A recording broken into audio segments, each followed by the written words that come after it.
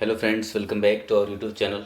Friends, GST के अंदर एक नई एडवाइजरी इशू की गई है। जीएसटी पोर्टल के द्वारा एक एडवाइजरी इशू की गई है जिसे समझना आपके लिए बहुत ही ज़्यादा ज़रूरी है, क्योंकि इस एडवाइजरी से आपको एमएनएसटी स्कीम का फ़ायदा मिलने वाला है।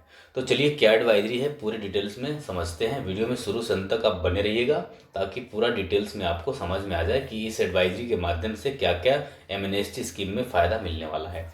चलिए वीडियो स्टार्ट करते हैं। तो क्या इन्होंने बोला है, advisory for the procedure and previous related to the amnesty for the tax payers who missed the appeal filing deadline, the order passed on और बिफोर 31 मार्च 2023। इस एमएनएसटी स्कीम में बताया गया है कि अगर किसी का ऑर्डर पास हो चुका है 31 मार्च 2023 और उससे पहले, तो उन लोगों को एमएनएसटी स्कीम का बेनिफिट दिया जाएगा। Amnesty for tax payers, tax payer के लिए एमएनएसटी स्कीम लाया गया है। The GST council in its 52nd meeting recommended granting amnesty to the tax payer who could not file an appeal under section 107 of the CGST act 2017 against the demand order under section 73 और 74 of the CGST act. 52 GST council की meeting में बोला गया था कि tax payer के लिए हम एक एमएनएसटी स्कीम ला रहे हैं। जो पहले भी एमएनएसटी स्कीम इशू हो चुका था, कई अलग अलग केसेस में एमएनएसटी स्कीम आया है, इस बार अपील के केस में एमएनएसटी स्कीम लाया गया है। किनके लिए है एमएनएसटी स्कीम? जिन्होंने अपील फाइल नहीं किया है सेक्शन 107 के अंदर। सेक्शन 107 के अंदर अपील फाइल की जाती है और उन लोगों ने अपील फाइल नहीं कर पाया है किसके अगेंस्ट में? तो सेक्शन 73 और 74 के अगेंस्ट में, कि आपके पास ऑर्डर आ चुका है सेक्शन 73 और सेक्शन 74। सेक्शन 73 और 74 क्या बात करता है? 73 बोलता है कि आपने रॉन्गली आईटीसी अवेल कर लिया, या कोई टैक्स का पेमेंट आपने कम किया है, या आपने कोई गलत रिफंड क्लेम कर लिया है। और 74 क्या बोलता है कि आपने फ्रॉडली आईटीसी का अवेलमेंट कर लिया है, फ्रॉडली रिफंड क्लेम कर लिया है, आपने टैक्स का चोरी किया है।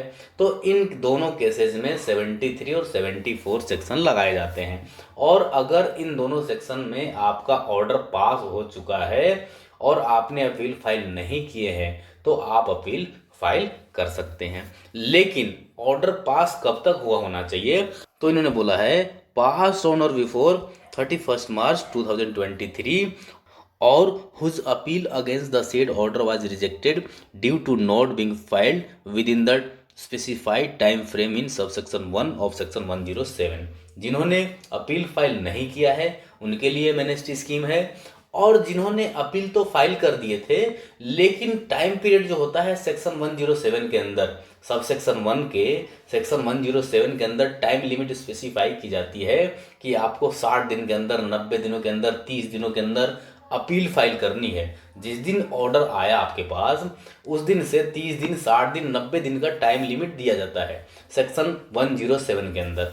और उस टाइम पीरियड के अंदर जिन्होंने नहीं फाइल किया अपील और बाद में फाइल किया अपील, जिसके कारण से रिजेक्ट हो गया, टाइम लिमिट के अंदर अपील ना फाइल करने की वजह से अपील को रिजेक्ट कर दिया गया, उन लोगों को भी इस एमएनएसटी स्कीम में शामिल किया जा रहा है। तो आप ध्यान रखें कि अगर आपने अपील फाइल कर रखा है तो भी, और अगर आपका अपील रिजेक्ट हो गया है तो भी इस एमएनएसटी का बेनिफिट मिल जाएगा। लेकिन इसमें कुछ कंडीशन दिए गए हैं। क्या कंडीशन दिए गए? In compliances with the above GST council recommendation, the government has issue notification number 53/2023 on 2 November 2023। 2 नवंबर को 2 नवंबर 2023 को एक नोटिफिकेशन इशू हुआ था, नोटिफिकेशन नंबर 53/2023। इस नोटिफिकेशन में कुछ कंडीशन लगाए गए थे कि आपको एमएनएसटी स्कीम का बेनिफिट लेना है तो कुछ कंडीशन फॉलो करना पड़ेगा।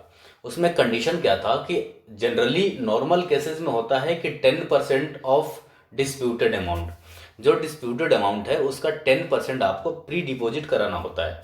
लेकिन इस एमएनएसटी स्कीम में 10% तो है ही, इसके अलावा 2.5% का एक्स्ट्रा डिपॉजिट कराना पड़ेगा, जो आपको कैश लेजर से ही जमा कराना है, और 10% क्रेडिट लेजर को भी यूज कर सकते हैं।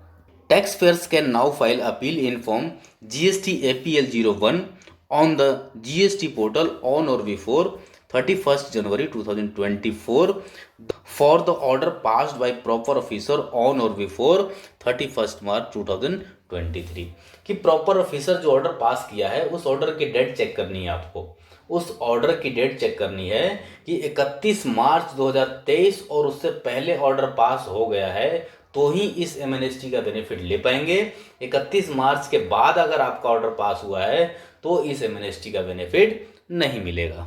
It is further advised that the taxpayer should make payments for entertaining the appeals by the appellate officer as the provision notification number 53/2023।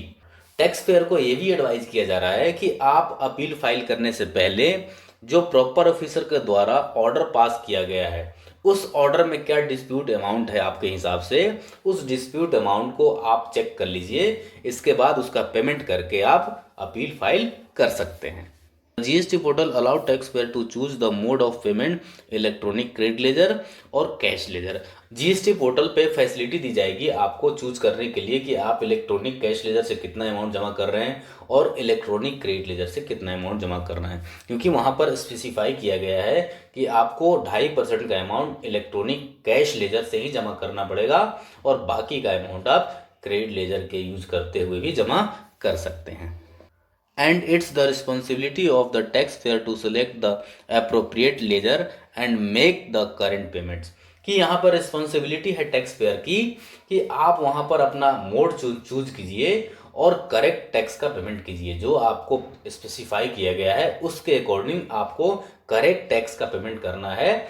और अगर गलत टैक्स का पेमेंट कर देते हैं कि जहां पे 2.5% कैश जमा करना है आप वहां 2% जमा करते हैं तो उस कंडीशन में आपका अपील रिजेक्ट कर दिया जा सकता है।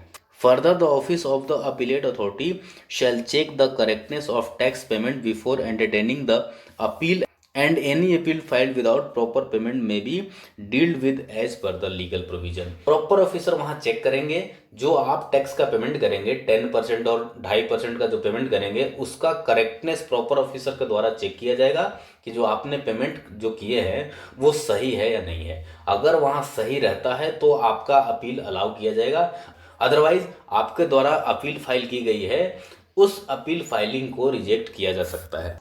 If a taxpayer has already filed an appeal and it's want to be covered by the benefit of the amnesty scheme, would need to make differential payment, comply with notification number 53/2023। अगर कोई ऐसे tax payer हैं जिन्होंने पहले appeal file किया था और उनका अपील रिजेक्ट हो गया क्योंकि उन्होंने टाइम लिमिट के अंदर अपील फाइल नहीं किया था, टाइम लिमिट के बाद उन्होंने अपील फाइल किया था जिसके वजह से उनका फाइल रिजेक्ट कर दिया गया, तो वो भी इस एमनेस्टी स्कीम का बेनिफिट ले सकते हैं। लेकिन डिफरेंशियल अमाउंट 2.5% का है वो उन्हें प्री डिपॉजिट कराना पड़ेगा।